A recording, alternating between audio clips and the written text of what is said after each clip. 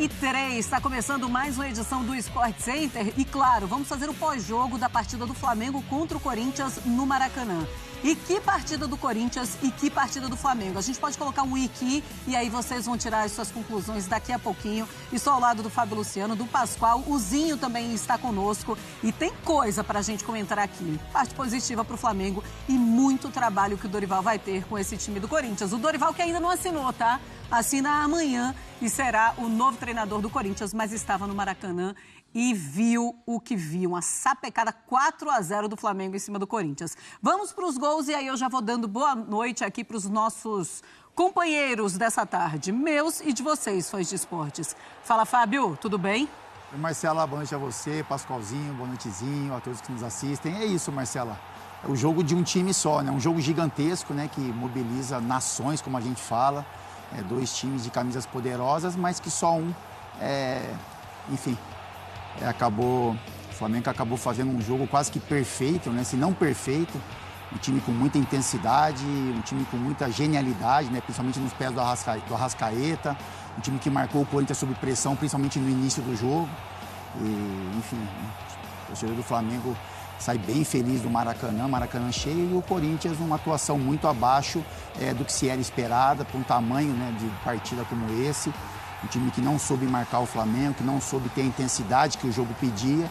E o placar, assim, é um placar elástico, um placar poderoso, mas que fez jus aí ao que foi apresentado dentro dos 90 minutos. É isso que eu ia falar. É um placar elástico, mas realmente o placar que o Flamengo mereceu. E olha que o Hugo ainda fez boas defesas nessa partida. Bola na trave. E a boa notícia também, mais uma boa notícia para o Flamengo, Pedro titular, de volta à titularidade do Flamengo hoje. Zinho, boa noite, bem-vindo ao Sport Center. Tudo bem, Marcela? Boa noite para você, para o Fábio, Pascoal, fã de esporte. É um prazer estar com vocês, é claro, Sport Center.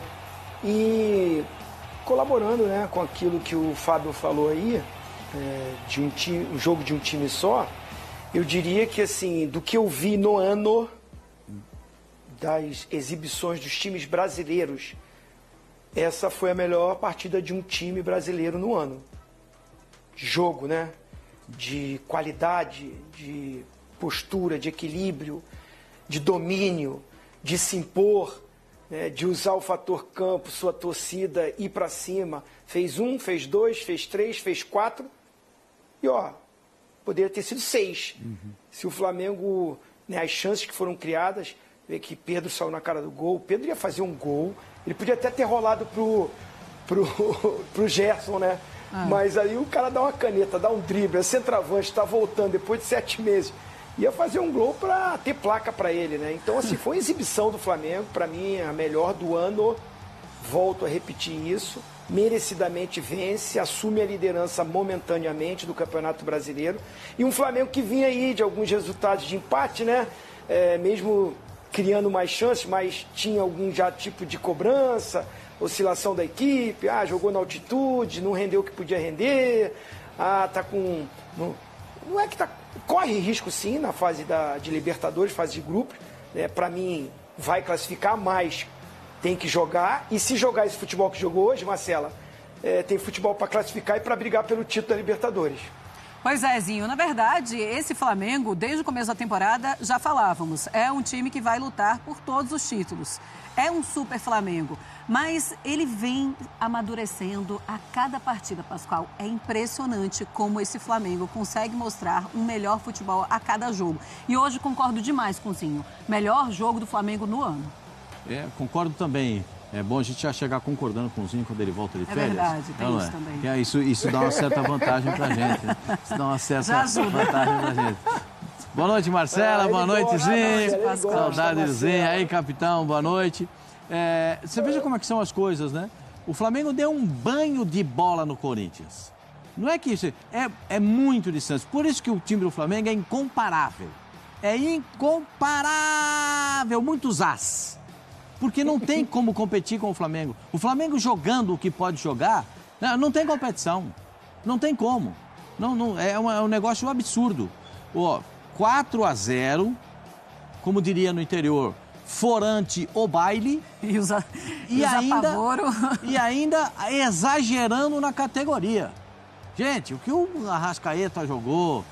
Quando eu falo para vocês que o Pedro faz falta, não é que faz falta pro Flamengo, o Pedro faz falta para a seleção brasileira.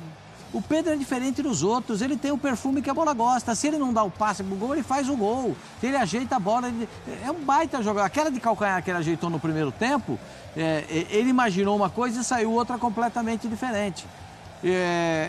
O treinador do Corinthians que está chegando, né, o Dorival Júnior, vai ter muita dificuldade para articular esse time.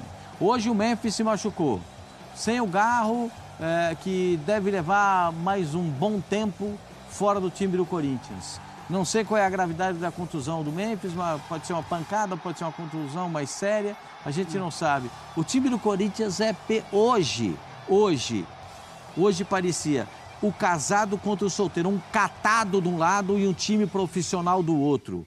Um time de profissionais jogando contra um time de meninos. Foi um banho de bola. A diferença entre o Corinthians e o Flamengo é alarmante. Eu sei que o torcedor do Corinthians pode ficar chateado e muitas vezes até pensativo. É bom que fique, porque o time do Corinthians é isso aí, gente. Mas é o campeão paulista. Mas essa é a diferença do Corinthians para o Flamengo, ou agora, nesse momento, líder do campeonato. O Pedro está voltando agora, não está? Tá voltando agora. Quantos gols ele já fez? 3. É isso? Quantos gols ele já fez? São 4, né? Porque foram 2 hoje. 4 gols e uma assistência hoje. Tá ruim. O Pedro é demais, gente. O Pedro é Pedro, Arrascaeta, Gerson, De La Cruz. O lateral direito arrebentou com o jogo. O lateral esquerdo foi inteligente. Gente, é muita coisa acontecendo ao mesmo tempo e coisa boa no Flamengo. No Corinthians, eu estava procurando o Romero. Tentei ver o Romero. O Romero parecia assustado. E o Roberto? Quase nem não, o Roberto não pegou na bola. Você viu ele pegar na bola? Pegou uma no cantinho ali que ele tentou uma... Gente, é muito pouco. E vamos falar sobre isso também. Se erra o Orlando ao escalar esse time do Corinthians, né? Porque um 4-3-3 do jeito que estava no Maracanã, sem ter um meio-campo mais forte, aí coloca o Romero. Que coloca o Romero, pelo amor de Deus? Eu já comecei a minha cornetagem também em cima do Orlando, mas o Orlando não estará à frente desse time do Corinthians, tá? Eu tenho uma tela para mostrar para os fãs de esportes que são os números desse jogo, desse Flamengo e Corinthians. 4-0, sexta rodada do Campeonato Brasileiro. Posse de bola do Flamengo, no final das contas, 53,5% contra 46,5%. Finalizações, 17-8. Finalizações no alvo, 6-2. Ações na área rival, 33-12. Grandes chances, 5-0. E escanteios, 10-3.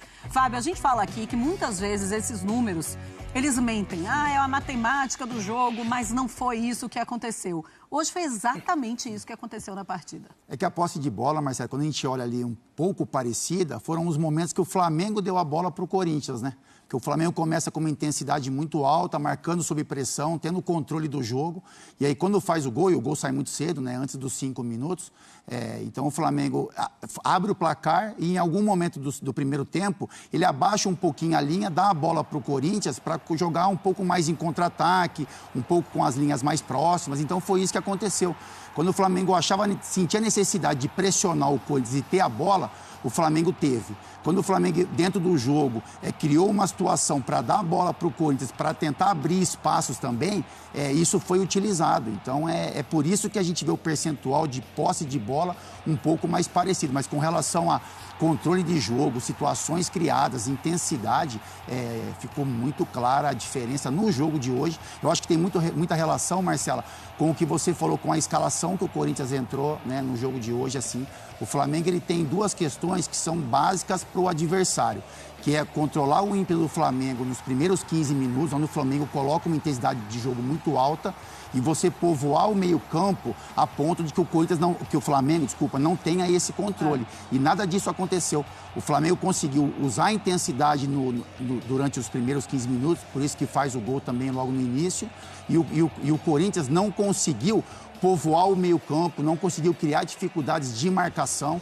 Então, isso foram um dos fatores que acabaram propiciando aí ao Flamengo esse grande resultado. E fora isso, a intensidade de jogo, né? Para você enfrentar um Flamengo, né, nesse nível e não colocar intensidade de marcação, enfim, correções de posicionamento, que eles apresentou hoje muitas falhas defensivas, então é isso. São dois times, como eu falei, de camisas poderosas, mas que hoje ficou muito claro, assim, nem sei se essa diferença é tanta, né? Se o Corinthians é tão abaixo do que o Flamengo pode apresentar dentro do Campeonato Brasileiro, mas hoje, no jogo de hoje, isso ficou muito claro, assim, e a diferença foi muito grande. Eu fiquei até me questionando, será que a diferença do Flamengo para o Corinthians é isso tudo mesmo que a gente está vendo? Sabe o que me lembrou, Zinho? Me lembrou Argentina e Brasil.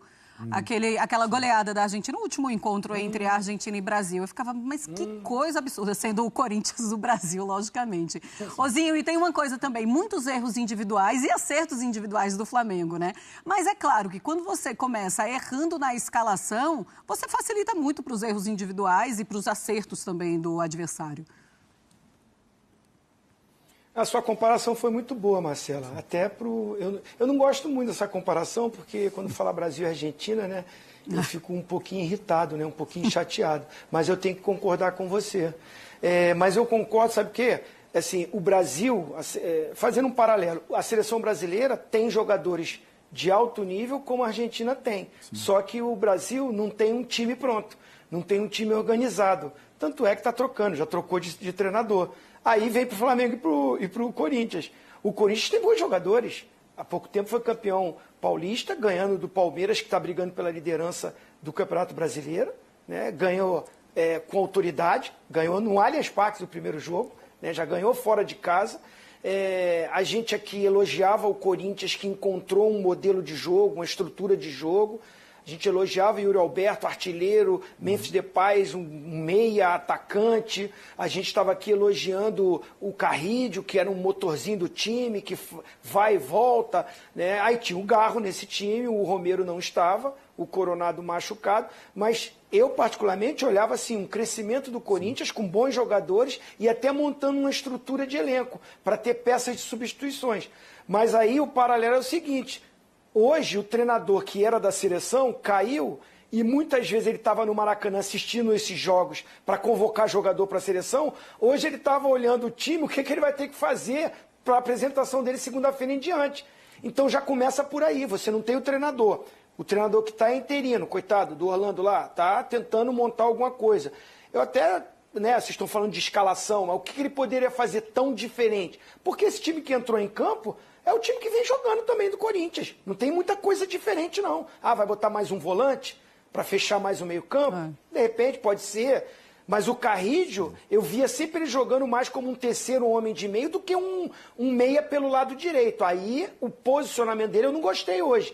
E aí pega o Flamengo numa tarde inspiradíssima, porque o time do Flamengo que jogou hoje é o time titular do Flamengo. A gente tem a dúvida não, o Alexandre, quando melhorar, ele é o titular na lateral esquerda. Mas o restante, até o Bruno Henrique, eu não sei se é o titular nesse time, porque o Everton Cebolinha, antes da lesão, ele que estava sendo titular do time. Então tem essa disputa. Mas você pensar no meio-campo com Pulgar, com De La Cruz, com Arrascaeta, com Gerson, esse é o meio-campo titular. A zaga é a titular. O Danilo está buscando o espaço, pode virar um jogador titular, mas ele, Ortiz e o Léo Pereira. O Wesley na direita, o Rossi no gol. Inspiradíssimo esse time titular, e quando olha para o banco, aí o Pascoal dá aquele sorriso, né, Marcela? Quando olha para o banco, aí vai buscar Plata, vai buscar Luiz Araújo, tem Alan no banco, ainda tinha Michael, tem muita peça de reposição. Aí essa diferença para um time que perde essa organização, o Corinthians perdeu aquela inspiração, aquela alegria. Eu vi um Corinthians apático hoje, e o Flamengo atropelou. Também quando você já tem um 3-0 no primeiro tempo, é difícil você... Um gol com 4 minutos de jogo, você vai perdendo ali o seu brilho e é difícil você reencontrar. E foi isso também que aconteceu com esse Corinthians. Mas eu quero falar do Pedro, porque escutávamos o Pascoal na redação falando maravilhas do Pedro. Hoje todo mundo só vai falar maravilhas do Pedro. Aliás, o Pedro merece muitos elogios há muitos anos. E eu quero colocar os números do Pedro para vocês, fãs de esportes, porque ele foi o primeiro do ranking do time em vários itens. Gols, 2, 1 assistência, 5 finalizações, 3 certas.